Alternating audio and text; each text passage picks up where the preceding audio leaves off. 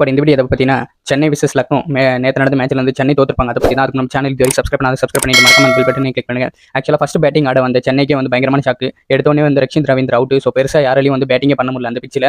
So நல்லா போயிட்டு இருக்கும்போது திடீர்னு ஜடேஜா ஓரளவுக்கு டீசெண்டாக பேட்டிங் பண்ணார். ஃபினிஷிங்கில் வந்து மோஹின் அலி பயங்கரமாக பர்ஃபார்ம் பண்ணார். ஆட்ரிக் சிக்ஸ் அடிச்சு அடுத்து என்ன தலை தரிசனம் தான். ஸோ தலை என்ட்ரி ஆகும்போது அது லக்னோவா சென்னையா அப்படின்ற மாதிரியான ஒரு க்ரௌடு. ஸோ எங்கே பார்த்தாலுமே நம்ம தலைவனுக்கு ஃபேன்ஸ் அதிகம். ஸோ நம்ம தலைவன் வந்து ஃபேன்ஸை வந்து சும்மா வரல, டிஃப்ரெண்டான ஷாட் வராத ஷாட் எல்லாம் ட்ரை பண்ணி பயங்கரமாக பர்ஃபார்ம் பண்ணாங்க. கிட்டத்தட்ட கொடுத்த காசுக்கு ஒருத்தர் அப்படின்ற லெவலுக்கு தலையோட பேட்டிங் இருந்தது. ஸோ 9 பாலுக்கு 28 ரன் 3 4 2 6 அடிச்சு பயங்கரமாக ஃபேன்ஸ் என்ஜாய் பண்ண வச்சிட்டாங்க. ஸோ எங்கே போனாலுமே இந்த ஒரு மனுஷனுக்கு வந்து சப்போர்ட் பயங்கர அதிகமாகவே இருக்கு. ஸோ அதுக்கப்புறம் பார்த்தீங்கன்னா இந்த ரன்னை வந்து இதெல்லாம் ஒரு ரன்னடா அப்படின்னு சொல்லிட்டு ஓப்பனிங் பேரே வந்து முடிச்சு விட்டாங்க.